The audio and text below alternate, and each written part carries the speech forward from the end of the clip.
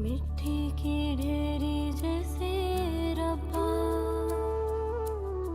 लहरों में मिलके खो जाए, वैसे ही जात मेरी तन्हा, गैरों में मिलके खो जाए।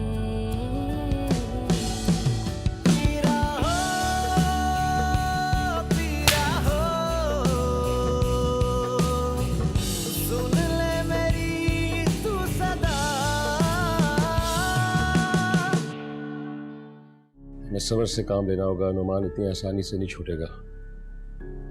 और उसके ऊपर ये कि उन्होंने न सिर्फ झूठे बयानात दिए बल्कि जाली डॉक्यूमेंट्स भी जमा कराए। हाँ बेटा, जितनी जल्दी हो सकती है इससे जान छुड़ाओ। और ये बहुत बड़ा गुनाह भी है कि एक औरत तलाक लेकर फिर से साबका शौहर से ताल्लुक रखने की कोशिश करे। कितनी बार कहूँ कि अपनी गलती पर शर्मिंदा हूँ, प्लीज माफ कर दो मुझे। हमारे दरमियान अब कोई ऐसा रिश्ता नहीं है नताशा,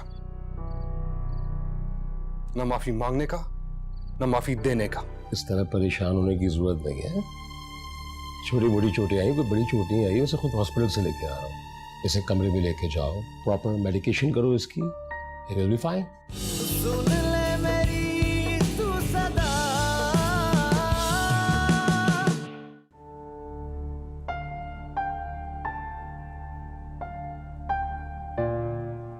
चले, मैं ये रख कर आती हूँ।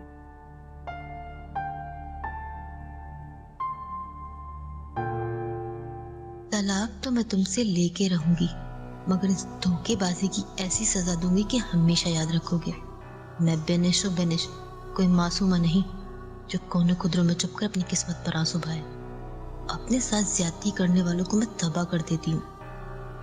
बेनिश, तुमने सिर्फ मेरा प्यार देखा है, मेरी नफरत नहीं। मेरी इतनी कुर्बानियों के जवाब में तुमने जो कुछ मेरे साथ की वो सिर्फ अपने साथ पूरा किया है तुमने। अब तुम नोमान की नफरत देखना। मैं नहीं छोड़ूंगा तुम्हें। जिस तरह तुमने 2 टके के पुलिस वालों के हाथों मेरी जिल्लत करवाई है, जिस तरह मेरी फैमिली को अजियत दी है, इससे दुगनी अजियत दूंगा मैं तुम्हें। तुम्हारा अंजाम मेरे हाथों बहुत बुरा होगा।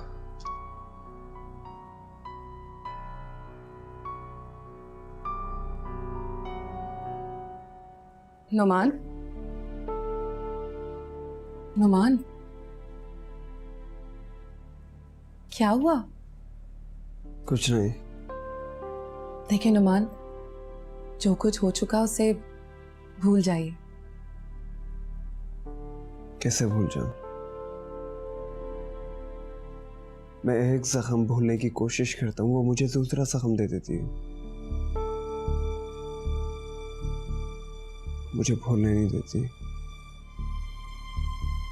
ये उसका आखिरी वार था।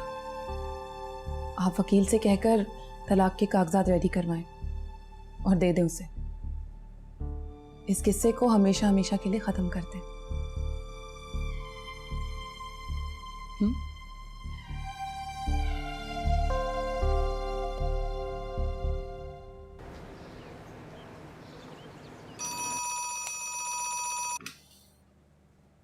यस सर, कोई तौकीर साहब आए हैं आपसे मिलने। ओके, भेज दीजिए। और 2 कॉफी भी भेज दीजिए।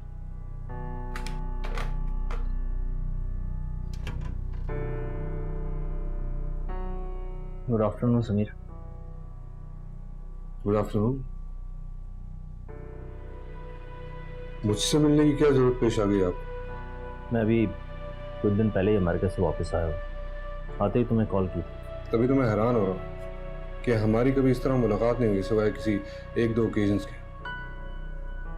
और दूसरी बात यह है कि मुझे आपसे मिलने में कोई दिलचस्पी नहीं है।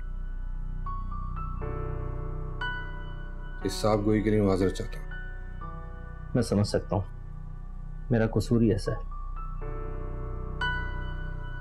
लेकिन कुदरत ने मुझे इसकी बहुत बड़ी सजा दी है। अमेरिका में पिकनिक पे जाते हुए मेरी बच्चों की गाड़ी का टायर बस्ट हो गया और उनकी गाड़ी खाई में जा गिरी। मौज़ाती तौर पे मेरे 2 बच्चे बच गए और और दो हमेशा के लिए मौत की आगोश में चले गए। सॉरी समीर, कुदरत ने मुझे एक मौका और दिया है और मैं इस मौके को जाया नहीं करना चाहता। मैं तुम्हारे पास सिर्फ इसलिए आया हूं कि तुमने जिस लड़की को भेजा था, समीर, सिर्फ उस लड़की का पता मुझे दे दो।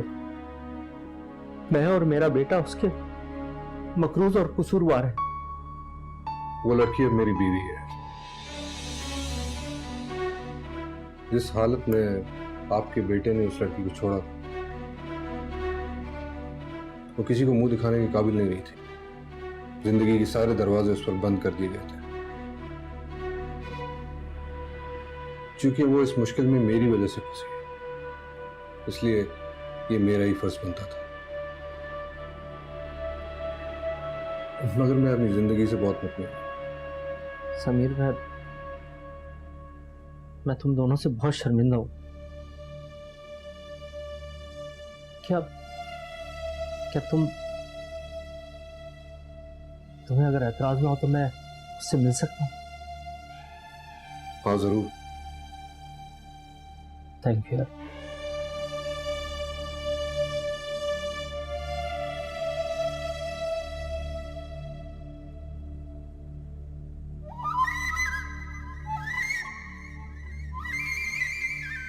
बेनिश, बेचारा नुमान बेल से गिरा, बबूल में फंसा।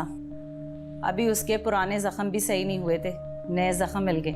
इंस्पेक्टर कह रहा था खूब कुट लगाई उसकी और उसके खानदान को अलग से गालियां दी। अरे कैसे नहीं लगवाता, मुट्ठी भर के पैसे दिए हैं उसने। और देखो बीनिश, देखा तुमने पैसे में कितनी ताकत होती है। वकील, डॉक्टर, पुलिस सब बिक जाते हैं। हाँ मियाँ बिल्कुल ठीक कह रही है। और डॉक्टर ने तो कमाल ही कर दिया। अरे डॉक्टर से ज्यादा तो उस मेकअप वाले ने कमाल किया है। तुम्हारा ऐसा मेकअप किया कि पुलिस वाले भी धोखा खा गए। बस इस नुमान के बच्चे को और मजा चकाना। जब तक वो मुझे असली प्रॉपर्टी के पेपर नहीं देगा ना, मैं नहीं छोड़ने वाली उसका पीछा। बस जो कुछ भी करना है ना बेनिश, जल्दी करो, क्योंकि सेठ एहसान ना अरबों की सामी है हमारे पास। हाथ से नहीं निकलनी चाहिए। अगर उसे जरा सा भी शक हो गया ना, बना बनाया खेल बिगड़ जाएगा। बस हमने एक आखिरी चोट देनी बाकी है। ऐसे करो कि सेठ एहसान को आज ही फोन करो और मीठी चुपड़ी बातें करके ना ये उगलवाओ कि वो आ कब रहा है। और हाँ, तुम नुमान से जल्दी से तलाक लो। आप जैसा कह रही हैं वैसा ही करूंगी। मगर आपने देखा था वो इंस्पेक्टर सिराज कितना फ्री हो रहा था मुझसे। अरे कोई बात नहीं ना, एक दो लंच कर ले उसके साथ। वैसे भी हमारे बड़े काम आने वाला है वो आगे। चल मैं तेरे लिए चाय बना के लाती हूँ। मेरी बेटी प्यारी सी। कौन आ गया? हाँ।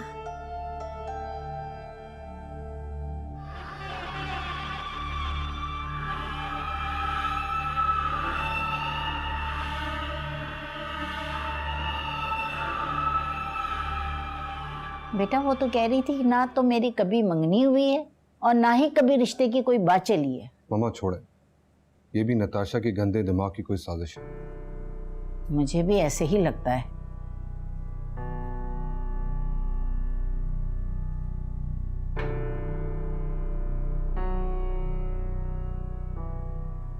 वो आपसे मिलना चाह रहा था, तौकीर साहब। वो आया था मेरे ऑफिस में। वो मुझसे क्यों मिलना चाहता है?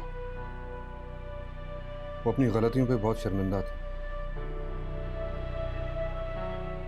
माफी मांगना चाहते हैं आपसे। उसके माफी मांग लेने से या उसके शर्मिंदा होने से वो वक्त को वापस नहीं लौटा सकता।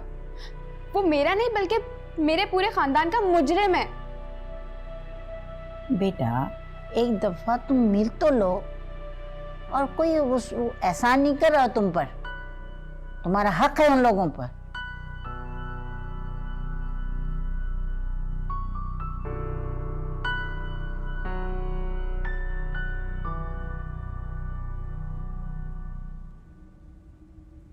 ये क्या बदतमीजी है? तुम यहाँ क्या कर रही हो? निकलो यहाँ से। इसे बदतमीजी नहीं कहते, मोहब्बत कहते हैं डार्लिंग। बंद करो अपनी गंदी जबान। तुम सच क्यों नहीं सुनना चाहते कि मैं तुमसे बेइंतहा मोहब्बत करती हूँ। लेकिन मैं तुमसे बेइंतहा नफरत करता हूँ। हरगिज नहीं। मैं जानती हूँ कि आज भी मैं तुम्हारे दिल में हूँ, इसीलिए तुमने मेरी जगह किसी को नहीं दी। क्या फजूल बके जा रही हो तुम बार बार क्यों भूल जाती हो कि मोमिना मेरी बीवी है अब?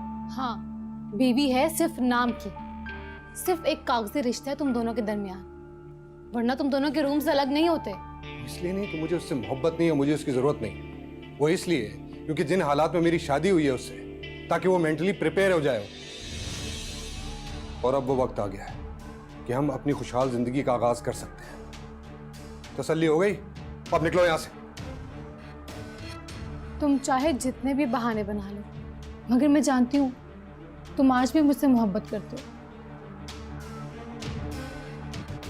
तुमने उसे बीवी के रूप में कबूल नहीं किया। Oh, get lost!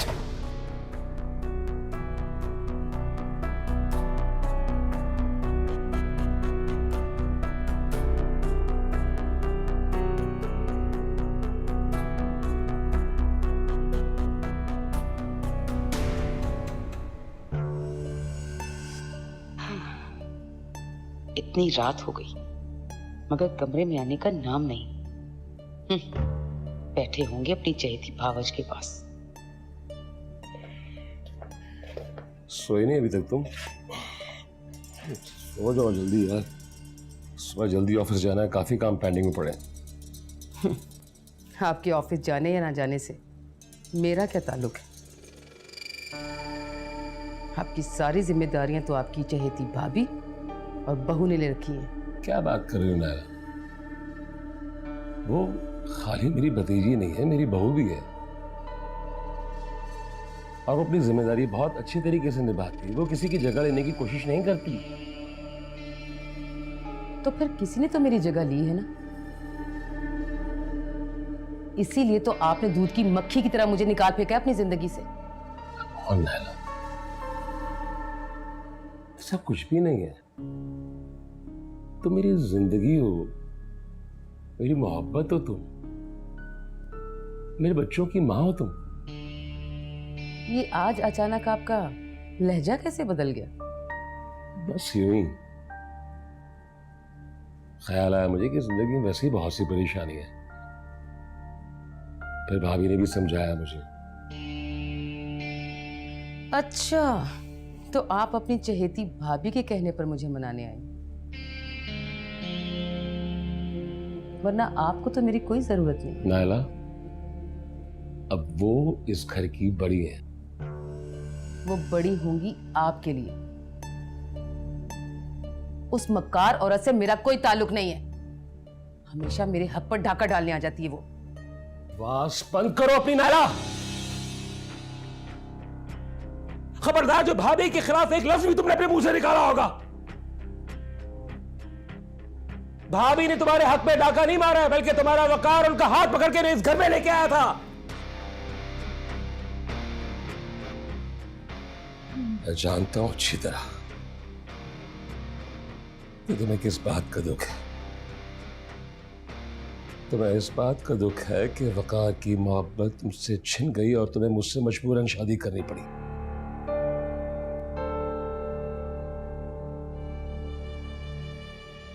लेकिन तुम इस मजबूरी से जान छुड़ा सकती हो अगर चाहती हो तो।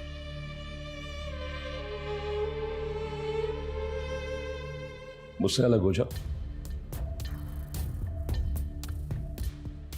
और जियो वकार की यादों के साथ। बस, ये आप क्या कह रहे हैं? मेरा ये मतलब नहीं था। मुझे सिर्फ और सिर्फ आपसे मोहब्बत है। मुझे तुमसे शदीद नफरत है। तुम्हारी सूरत भी देखना नहीं चाहता मैं।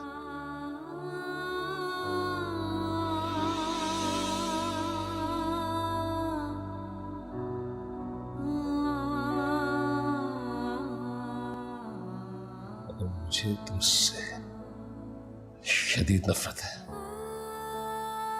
तुम्हारी सूरत भी देखना नहीं चाहता मैं।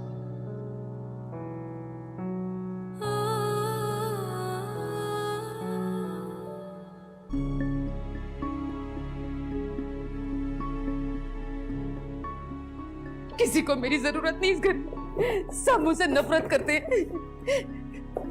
नफरत करते हैं, अपनी शक्ल नहीं देखना चाहते। मर जाना चाहिए मुझे मर जाना चाहिए बस। नायला क्या कर रही हो? छोड़ो इसे, छोड़ो, मैं कह रहा हूं छोड़ो इसे। क्या कर रही हो ये? क्या कर रही हूँ? जब आपको मुझसे नफरत है, मेरी शक्ल तक नहीं देखना चाहते आप, मैं जियो या मरूं इससे आपको क्या? तुम खुदकुशी करने जा रही थी, ये जुर्म है, ये हराम है ये। मैं कुछ नहीं चाहती, ये जुर्म है या गुनाह। मुझे सिर्फ मरना है, नहीं चाहिए मुझे ऐसी जिंदगी। सॉरी नायला, जो तुम समझ रहे हो ऐसा नहीं है। मैं तुम्हें आराम। आपने इतनी बड़ी बात मुझसे कह दी, आप कैसे खुद से अलग कर सकते हैं मुझे? कैसे सोच लिया आपने ये? ऐसा नहीं सोचा मेरी जान। इधर आगे चलिए। हेलो, कैसी हो मेरी जान? एहसान? हाँ, मैं एहसान। पहचाना नहीं क्या? कैसे पहचानूंगी? इतने टाइम के बाद कॉल की है। सॉरी बेनी, मैं आउट ऑफ सिटी था और फिर जिस जगह पर था वहाँ सिग्नल नहीं आते। लगे रहो अपनी फैमिली में, अपने बिजनेस में। Don't be silly. अब मैं फैमिली को हर जगह तो लेकर फिरता नहीं, और फिर वो जगह भी ऐसी नहीं थी जहाँ पर मैं फैमिली को लेकर जाता। छोड़ो, तुम सुनाओ कैसी हो? तुम्हें मुझसे क्या? लगे रहो अपनी फैमिली में, अपने बिजनेस में। जेलस हो रही हो मेरी फैमिली से? जब मुझे पता है कि मैं तुम्हारी फैमिली का हिस्सा बनने वाली हूँ, तो मैं क्यों जेलस होंगी? Yes, you are right. अच्छा ये बताओ कब आ रहे हो? कुछ याद है कितना अरसा हुआ हमें मिले हुए? मैं आ रहा हूँ, बहुत जल्द आ रहा हूँ मेरी जान। कब से यही सुन रही हूँ, पता अब तो अम्मी भी नाराज रहने लगी हैं। कब तक तसल्लियाँ दूं उन्हें? मैंने कहा ना, तुम्हारा इंतजार खत्म, और मैं बहुत जल्द तुम्हारे पास आ रहा हूँ।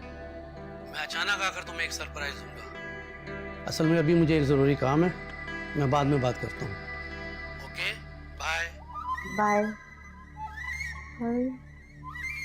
आ रहा है।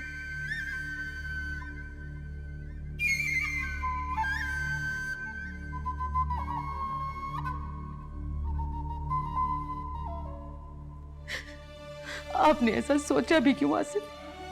क्या आपको मेरी मोहब्बत में कोई कमी महसूस हुई थी?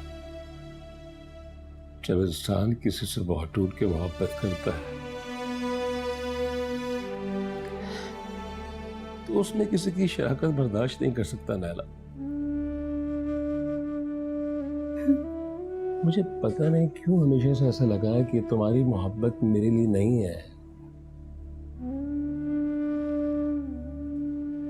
उसमें हमेशा से भाईजान भी शामिल रहे।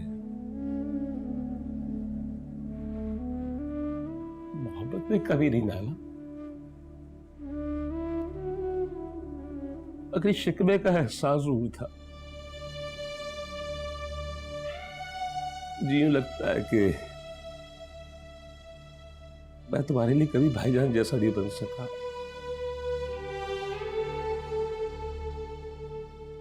उन जैसी खूबियां मेरे अंदर नहीं आ सकी। नहीं, बिल्कुल भी नहीं। ऐसी कोई बात नहीं है वासिफ, आपने बहुत खूबियां, आपने ऐसा सोचा भी कैसे? मैंने तुम्हारी और बिनिश की बातें सुन ली थी।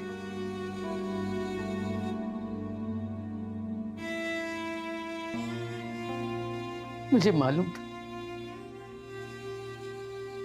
आपने वो बातें सुन ली है, मगर मेरा यकीन करिए वासिफ, मैंने वो सब बातें यूं ही कह दी थी वकार की खूबियां समझकर, मगर उनका मतलब आपको कमतर साबित करना नहीं था।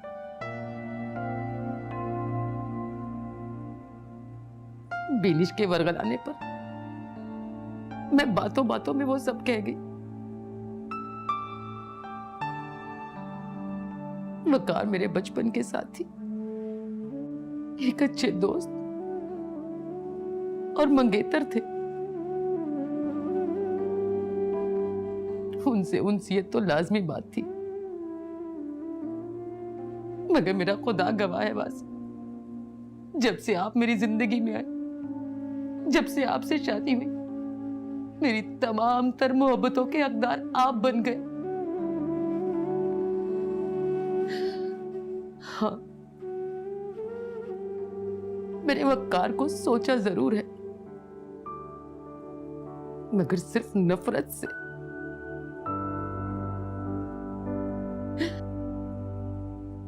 मोहब्बत मैंने सिर्फ और सिर्फ आपसे की है, इसलिए कि आप मेरे जीवन साथी और मेरे बच्चों के बाप हैं।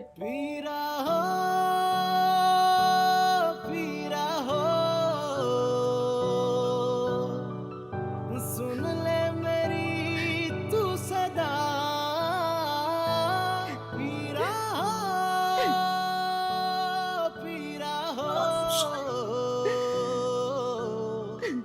सुन ले मेरी तू सदा।